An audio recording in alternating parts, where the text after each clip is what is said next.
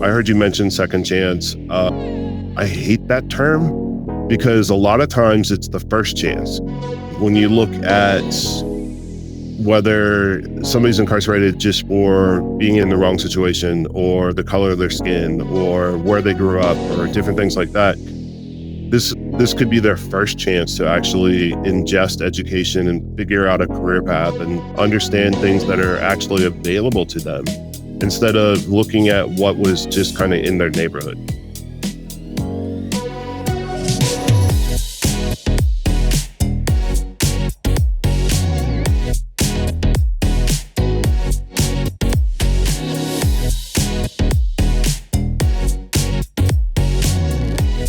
Hello, and welcome to Power Beyond Pride, a weekly queer change-making podcast bringing you voices and ideas from across our fierce and fabulous spectrum to transform our world. I'm Shane Lukas, he, him. I am a lifelong harm reductionist, a lifelong advocate, activist. I own a great idea, and I am slowly but surely trying to figure out how to do yoga. So I do welcome any tips there. That is my current fascination for the year, that and picking up Spanish. So I don't know what everybody else is trying to learn how to do, but I'm a lifelong learner too. All right, that was a lot. So I'm going to try to follow that up. I am Mattie, the loudest one in the room except for today because I do have a voice issue, but I am still here. And guess what? My personality is louder than my voice itself. So yes, we are here. Unlike Shane, I am not trying to do yoga because I am lactose intolerant, so I can't do that with my body. Secondly, also, you said you're learning Spanish. I think I know Spanish, but very un poquito, and I know just enough about leche and how to ask for a glass of Aquafina. That is about my extent when it comes to Spanish. And I do apologize. I am going to do better about that, but that is who I am. Our guest today is someone who shows up in the intersection of education, justice, and humanity. He is a clear leader working in infrastructure, not just building systems, but helping to rebuild lives. Adam Henderson is the vice president of Orijin. He works alongside correctional facilities and employers to make sure that justice impacted individuals don't just get a second chance, but get real tools, real dignity, and a real pathway to a sustainable future. Welcome, Adam. It's nice to have you here. Thanks for having me. I'm glad to be here. Thank you for joining us today at Power Beyond Pride, Adam. So glad. It's great to connect. Shane and I have met a couple of times. Mattie, it's great to actually meet you virtually. So happy to be here. Yes. I will say this to y'all who are listening and watching us. I just recently met Adam, but I can tell you he is the funniest person that you'll ever meet. And he is the sweetest person. So I think this is going to be a great conversation. I'm looking forward to it today. I feel crush energy going on right now. I feel all this crush energy going on. I don't know if you can see, but I'm blushing a little bit. So. Adam, it takes a selfless person to work at the intersection of incarceration, education, and embetterment, right? So, I mean, it's incredible, your commitment and work in this area. And again, it's a beautiful thing, and it affirms really early on what it means to think about those in society when we talk about not just second chances, but we talk about what it means to live in a system that really wants to encourage people opportunities to bridge maybe past decisions or poor decisions and moving forward. And I'd love to know a little bit about what influenced you in your life to go into this pathway. I kind of say I fell into it, but I think I'm giving it not a true statement when I say that. I really tried to, I was talking to Mattie earlier. I was in ed tech and education publishing for a really long time. And one of those things, it was like, all right, yes, we're helping students, we're helping teachers, we're helping parents and homeschool, but there has to be something more. And I had an opportunity to connect with the co-founder of the company that I work with, Orijin, that I work with now. And it was like, all right, this is what I've been kind of looking for. I heard you mention second chance. I hate that term because a lot of times it's the first chance. When you look at whether somebody's incarcerated just for being in the wrong situation or the color of their skin or where they grew up or different things like that, this could be their first chance to actually ingest education and figure out a career path and understand things that are actually available to them instead of looking at what was just kind of in their neighborhood. So it's kind of become education has always been in the forefront, which is odd for me to say because I never finished college.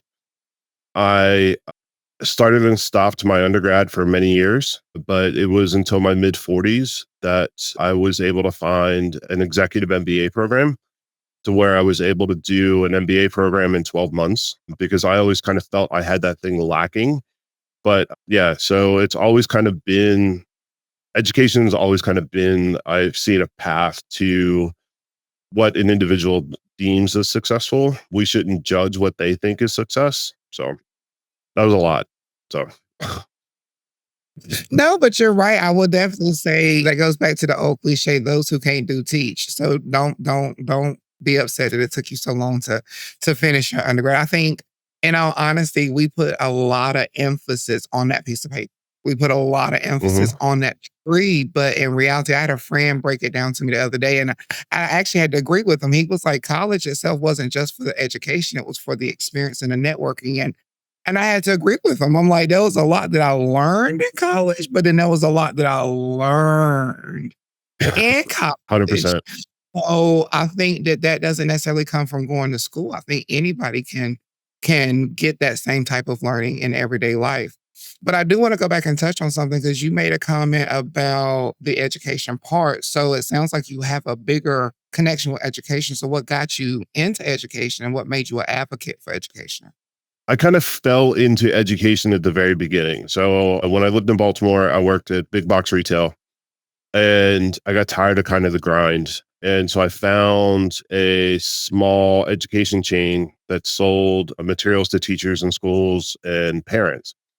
So I started working for them and then did that for a few years and then kind of got an idea of it's like, oh, there's more to this. And Mhm. then got into the sales side of things, working for a publisher. And that's when we moved to Greensboro. And again, it was kind of like, all right, this is almost there, but not quite what I want to do. And then I got into with another publishing company and they had a whole kind of homeschool division. And the interesting part was, and it was right when the 2008 crash. So there was a lot of white collar individuals were losing their jobs. And I'm talking to these families where, all right, the father may have lost his job, the mother's still working, but they realize that they can pull their kids out of private school and form a network. Mhm. And so dad maybe was a scientist, so he's teaching science. This other person was an accountant, so they're teaching math. So they're pulling these resources together. And that's when it all kind of clicked. It's like, okay, so there's more than just that traditional, what you would call K-12 path. And then did that for a while. And that's kind of really what drove me into looking for something bigger to provide people access to that non-traditional, which is, I think, super important. It's interesting you talk about non-traditional, especially in this current moment where there's so much untethering from existing systems, right? The DOE is being undone. Many of these systems and infrastructures that have taken decades to put into place that Mhm. serve across communities. And it's now sort of forcing a reconciliation about what it means, because a lot of that is done to diminish some of the benefits of public education where you created areas of multiplicity. Now it's really starting to target either private ownership or target stuff like religious affiliation and religiously affiliated schools. Are you thinking just bringing that expertise of having like non-traditional education from the corporate side, and then now you're working in these areas around providing and working with education for those individuals who've experienced incarceration? Are you seeing opportunities for transformative education where people may rethink some of these systems so that they do become more representative of how people are able to bring themselves into the room? Is there a desire, and do you see some pathway where this becomes more equitable over time? That's a great question. So I work with the state of Massachusetts, and every incarcerated individual in a state prison has access to programming 24 hours a day, 7 days a week. And when you talk programming, it's not only education. So they have amazing team that pulls together the understanding where all of and they have about 5,500 people in state prisons in Massachusetts. But understanding the spectrum of learning, do you need to go back and understand what letters and numbers are, to phonetics, to basic math and reading skills? So they create programs and deliver it through the Orijin platform. And then they actually have live instruction that they can do very similar to what we're doing here through video. But then they take it, okay, it's great to focus on the education. You have to address the trauma from the past. So what's understanding why you are incarcerated, understanding that you have to take ownership of that. Granted, there are some systemic things that could have caused it, but you have to understand that you play a part in that also. And then planning for the future.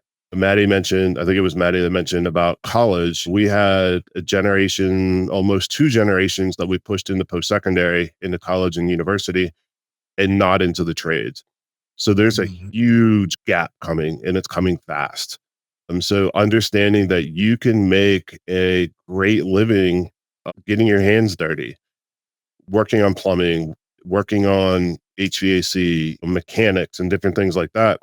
So it's really just but there are, in Massachusetts, they actually have all these different types of simulations to understand what you want to get into. What does it look like to be a HVAC tech? Or what does it look like this? And then what is your earning potential? And then they start trying to make the connections post-release. So they have that kind of warm handoff to whether it's an apprenticeship program or actually employment. But then on the flip side, we still very much live in you did the crime, you do the time in some areas.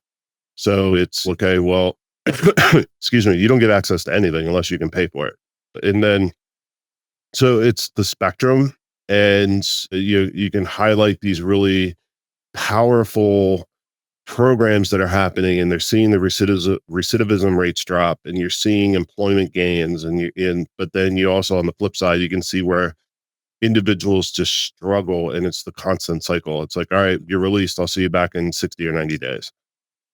So, but that really underscores it. Yeah, it really underscores that a lot of people aren't really maybe familiar with the impact that type of education can have on recidivism, right? That providing opportunities for people to have multiple paths forward.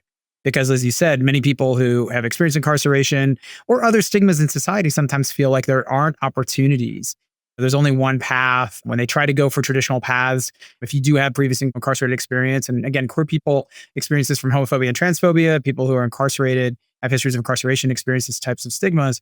And so there's initiatives like Ban the Box and other ones that have really tried to reduce some of the impact of that stigma, but it's only so successful, right? It certainly has some success, but it's still a lot of barriers. And so being able to show that programs that give people avenues toward these gaps, where there are these employment gaps, that people can be there, but also the education to make sure that people who have experienced incarceration do have opportunities outside of that experience once they become part of our larger communities.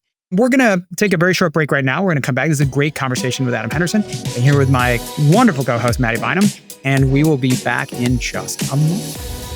All right, and welcome back to Power Beyond Pride. We are sitting here talking with the amazing Adam Henderson. Y'all, I told y'all in the beginning, he is so much more than just the conversation we're having today. He is the sweetest person I think I have met in one of the longest times of my life, and hilarious. He reminds me of someone, I'm not going to name drop, but he reminds me of someone very, very funny that I haven't seen in a long time. But anywho, coming back into the conversation, and I'm also here with my beautiful co-host, Shane. I can never leave him out. And who's not nearly as funny. So that's true. I was going to say, if I did leave you out, your shirt is so high yellow, highlighter yellow, that we would never lose you. And so you will always be with us, no matter where we go. You are the light that shines in the world. Adam, I want to come back to you and talk about, you were talking about Massachusetts, and I think that's a beautiful program that they have, but why is that not a actual national program? Why is that not across the board with all prisons, to have a system to help you to come back and acclimate back into life? That's my goal. A lot of times it comes down to money. And I sit in rooms with a lot of very powerful people in government, and understanding how who I'm sitting across the table from can be a Mhm. challenge. Understanding, trying to make sure that while I have very lofty goals and progressive goals, not the person across the table from me may not. So how do I get them to understand that investing in a person's life is going to benefit them? So a lot of Mhm. times it comes down to, I can talk about all the programs and the outcomes and people gaining knowledge and workforce development skills and understanding their trauma and just becoming better humans. But a lot of times it boils down to, all right, what do you want on your balance sheet? Do you want somebody that is a liability that's going to cost you anywhere from 65,000 to $250,000 a year to house in prison?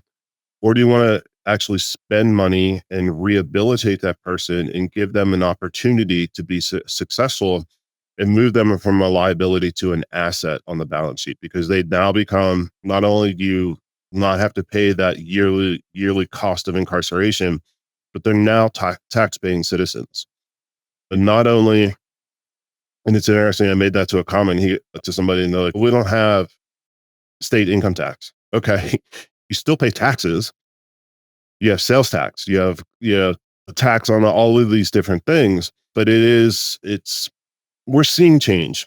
I was gonna say it's almost disheartening because, like we were talking during the break, if you go to certain states, especially in the southern states, it's almost as if they're systematically trying to keep people in prison versus rehabilitating them to bring them out.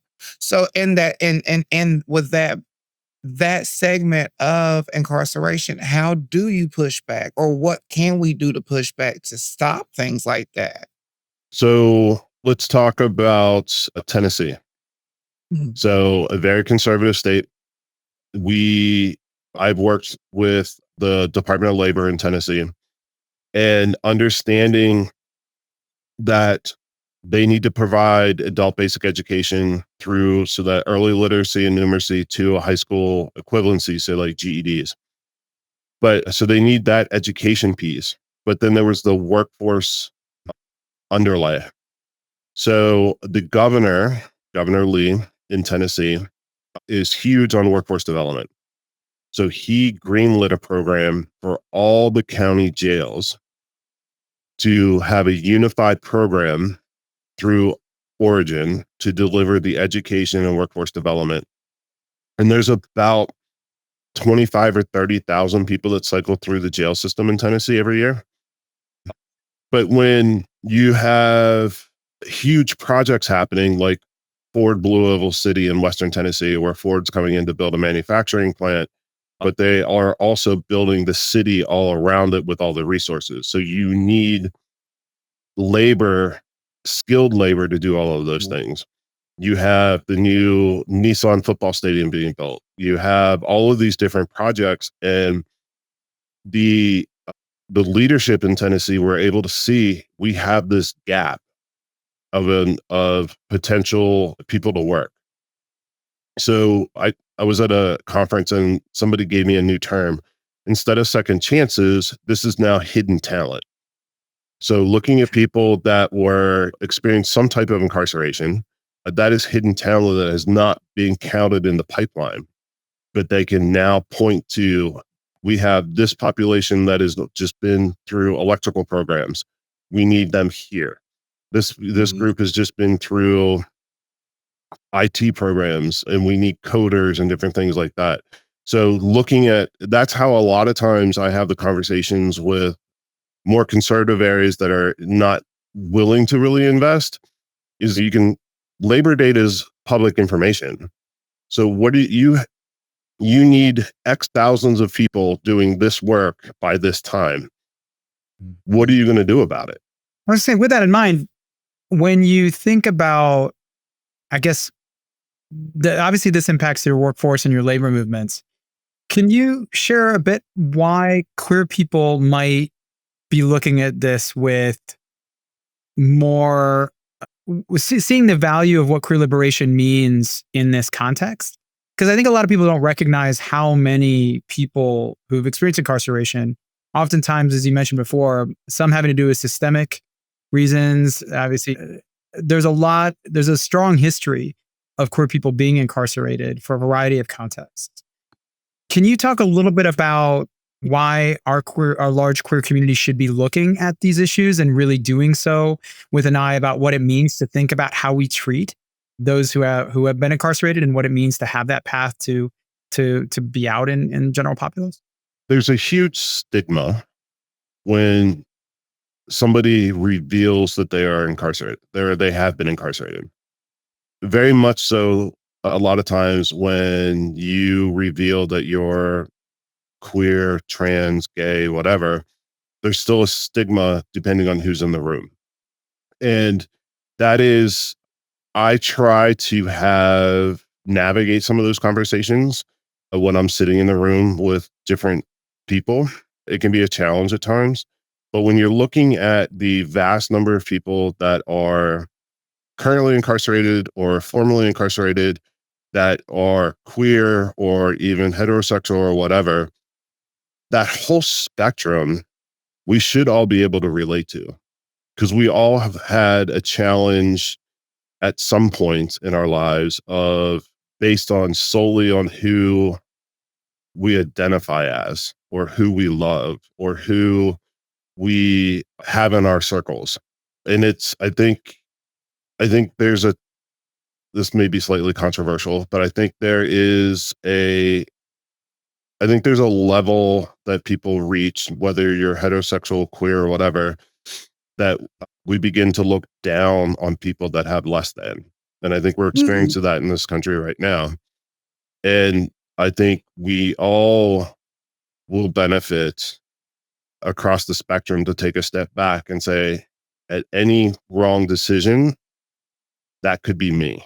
I think a lot of people forget that. It could be a lot of people are one paycheck away from being bankrupt or That's one true. medical emergency.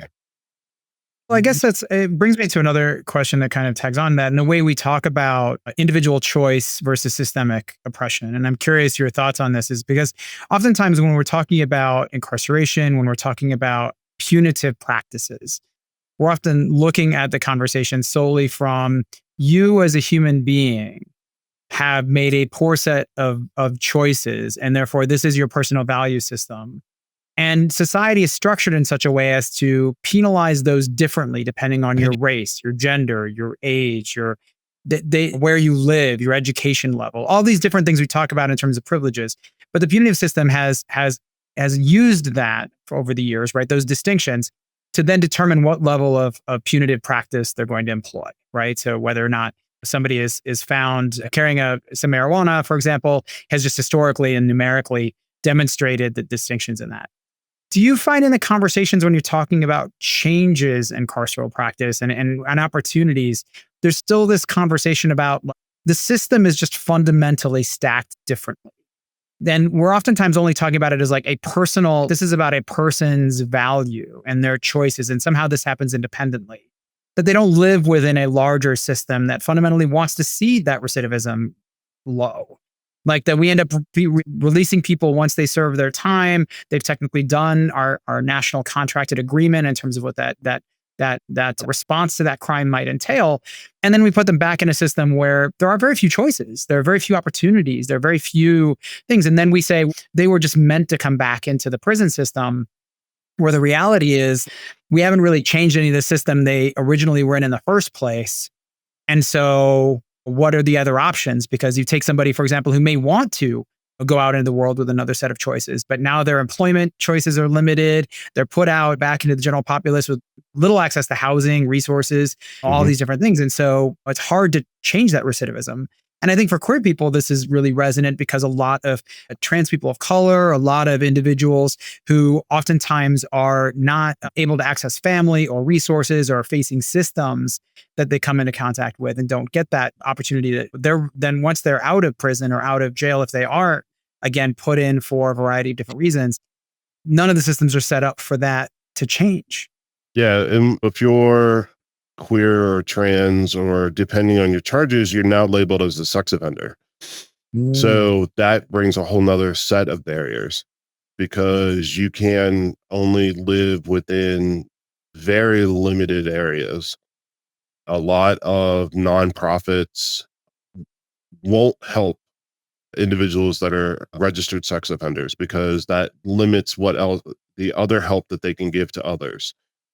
That's a huge challenge.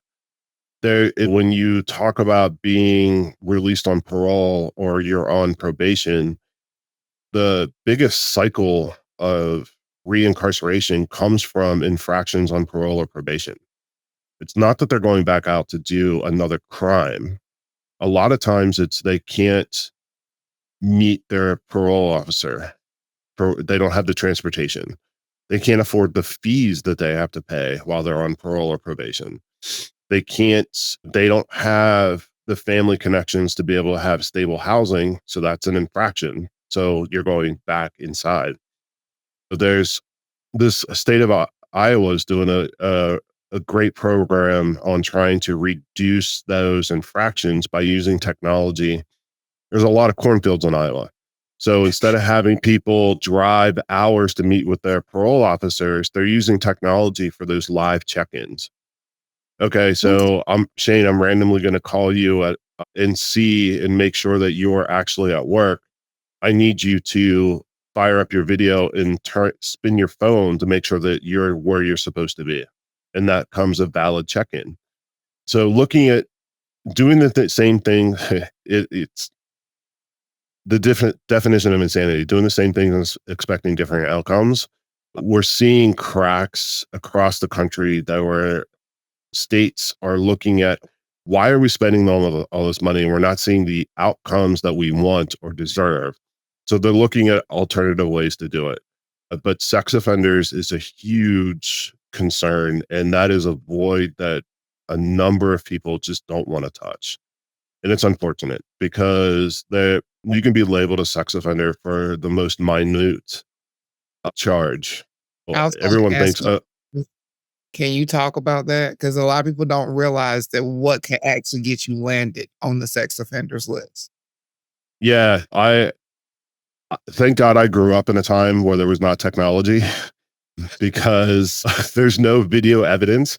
Just urinating on school property, that simple act can lead you to the sex offender. I have a friend whose nephew was dating. He was 18, she was 16. Parents were all good, but they got along and everything. For whatever reason, they broke up, and the parents filed statutory rape charges. And that nephew actually had to do a time behind the wall, is now labeled a sex offender for the rest of his life. No, thank you for sharing that. And I think what's really powerful, I think what you're illustrating too, is that there are real reasons for us to have concerns around sex offenders when we talk about, again, real harms that are done to young people, real harms that are done to people from sexual assault. There's a variety of reasons to do that. But because it's a blanket statement, it also includes people who are having consensual sex in a park. It includes, Exactly, like you said, urination in a public school. It is a broad swath that has major ramifications and very little political courage for any politician to go in right, and actually try to create more of a variation among these, right? To create a little bit more of a spectrum so that we are talking about something that might, again, somebody who creates a very small infraction, like urination on a public school, is still not great, but sure, it shouldn't be labeled the same thing as somebody who's in the Epstein files, right? Like we need to cross some distinctions about what that is. But culturally, we don't really want to do that. And for queer people, that's really important, because so many of these are tied to and certainly include expressions of sexual identity and places that historically, and still are in many places, criminalized or caused or could be considered under that criminal code, especially, again, for our trans community members. Like, again, gender expression can be included within that at different points, depending on how it's applied. Obviously, even drag queens at one point have been one of the things that was threatened there Right. in some of the codes and some of that conversation publicly in the last year or so. And we're gonna take another break. This is a really compelling conversation. It's a very deep conversation. When we come back, we are going to talk with Adam about one of I got to go to his chili lunch show that was amazing. So I want us to talk a little bit about what it means to organize safe spaces and queer spaces sort of among our communities. And then we're going to go into a speed round. So we're going to learn even more about Adam. So join us. I'm here with my amazing co-host, Mattie Bynum. We're here for Power Beyond Pride. Check back with us in just a moment. Yes. All right, baby loves. We are back with Power Beyond Pride, one of my favorite places to be in the whole wide world. I tell you, I love being in the company of such great highlighted people like Shane, who decides to wear bright yellow colors and fuchsias and purples every day of his life. Like, I love it. I'm a human highlighter.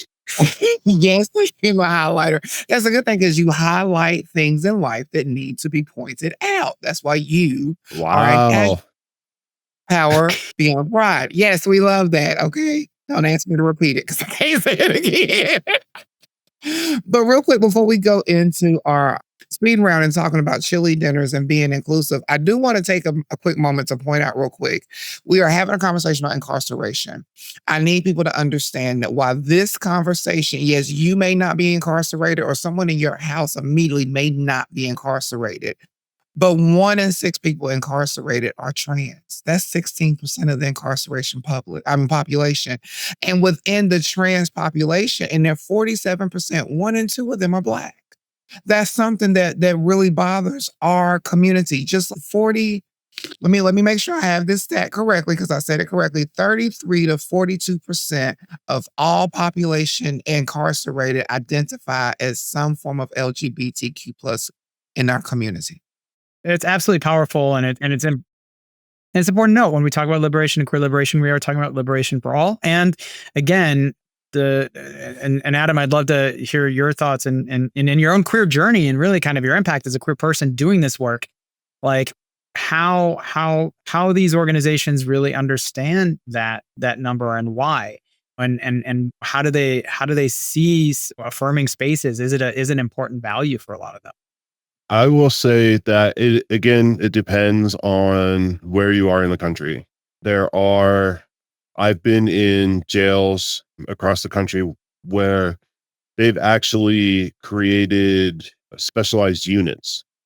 So instead of LGBT, QIA plus people working within what they call general population, where you're going to have a higher risk of assaults and rape and different things like that, they're creating queer safe units. So if you identify, then you're able to move into those types of units, and then you kind of have your own network of safety and resources by individuals. There are certain states where if you identify as trans, based on the talking points or that we see in politics now, that man only wants to go to the women's prison to be closer to women. Well, there's a whole process that we know has to happen before that person moves. But we have states that are setting up, again, specific areas for that transitional period, providing all the medical care that's needed, the hormone blockers and the hormones that they need to actually make those transitions. So there are spotlights across the country, but there are still a lot of challenges. And when I have the opportunity to go into a jail or a prison and I get a chance to interact with the residents there, it's really powerful. And there's times that the gaydar goes off and you kind of look at wanting to, okay, is that person showing any sign of harm? Is that person showing, not that I have a whole lot of pull with the jurisdiction, but I would know the specific people to kind of point out to and say, hey, you should probably have a conversation and check in with this person. But there are spotlights, but there are way too many challenges ahead. for queer Yeah. people. Well, I mean, and it differs. And the challenge is there isn't a universal response, right? So really Right. depends on the jurisdiction. And as you said, to be in a gender affirming space, there are very few systems in the country that will acknowledge that process. Otherwise, many of them go with birth assigned gender as as their definition for where those individuals may be, and that can create its own opportunities for harm and violence, depending on. And if you started your transition prior to incarceration, and so if you were born male but we're transitioning to female, you're now housed in a male facility, and then you have to go into protective custody. So you're now limited. You don't get access to programming. You're more than likely locked in your cell for 18 to 20 hours a day. So you only have a couple of hours to go make a phone call and take a shower and that type of thing. You typically eat your meals in your cell. So there's a whole spectrum of issues that happen. and you want to go through all of that.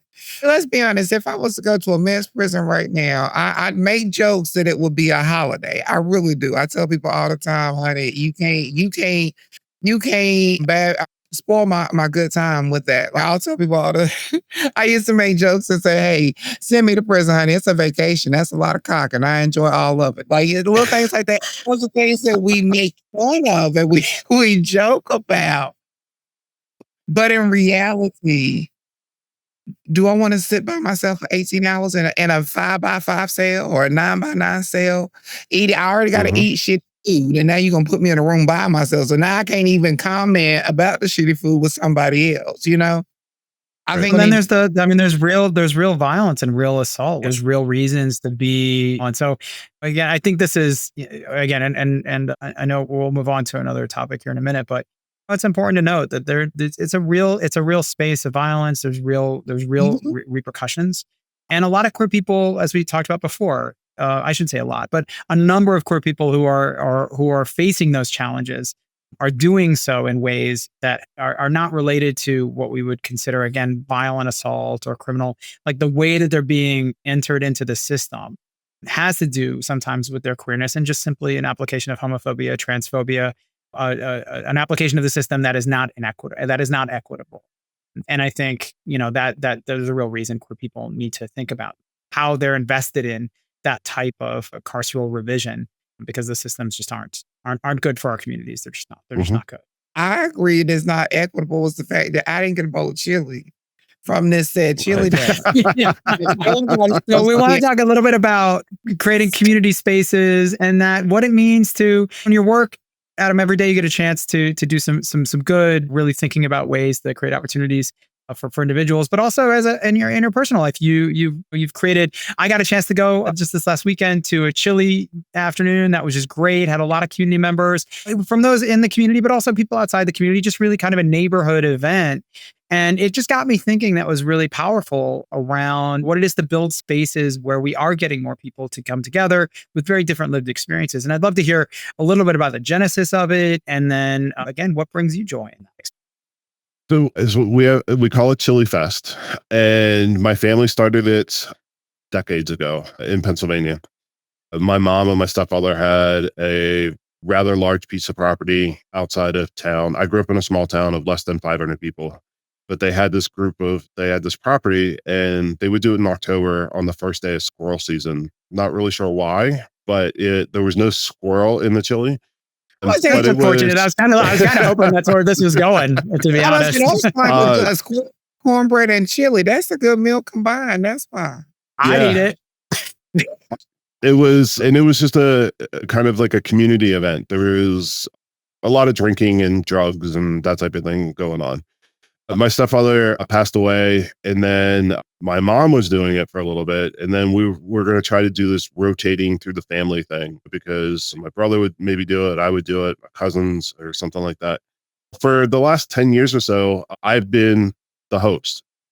So it's about a 30 or 40 gallon cast iron kettle that I cook chili in the backyard on the open fire. And it's the same recipe we've used all these years. And then I just invite people. and Shane got to experience it yesterday. So we had some neighbors and some old neighbors and dear friends from different houses that we lived in here in Greensboro.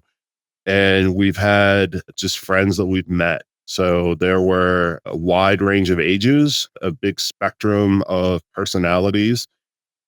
And it was funny. I was talking to one person and he was kind of like not really sure where he wanted to go. It was his first time here. I was like, if you go, we hosted in the garage in January. So there's a little bit of warmth for the Southerners. And I'm like, if you want to go out to the garage, it's kind of funny that the gays and theys are on the left side and the straights are on the right side. You can go whatever you just pick a table. Yeah. So I try to make Sean's my husband. We both try to have a few, I won't say, lack of a better term, events where we have just invited a group of people to come hang out. We do Chili Fest in January, and then we'll do a couple of pool parties here at the house and just bring community and break bread. I think it's important. Yeah. Can you speak to that current moment? What's influencing in the current moment? For me, I need to block out the noise a lot of times. We've stopped watching, we cut off cable a long time ago. We don't watch TV anymore because I was being consumed, and I realized that all of the negativity was actually weighing on me as a person. So I need to re-energize, and I want to re-energize by having people that I care about across spectrums come and break bread with me. And people are like, that's insane that you had, there were probably 50 plus people here yesterday. And all day Friday setting up, I started cooking at 8:30 yesterday morning. And I finally got done cleaning up everything about 9:30 or 10 o'clock last night.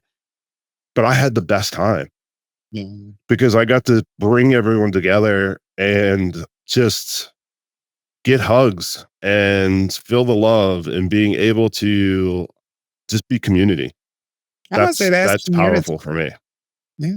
You summed it up in one word. That's community. That love is community. Love is community. And I think people forget that because we went through a season, especially of COVID, where people became very separate. And it's, you need to come back together. We need each other. Yeah. So I do want to ask one quick question as we wrap up this evening. When you think of those moments of chili and you think of the community moment, what's a popular song or what's a song that pops in your head that just sets the tone? I'm bad with music. So my statement is, I don't know music, I don't have rhythm, and I can't sing.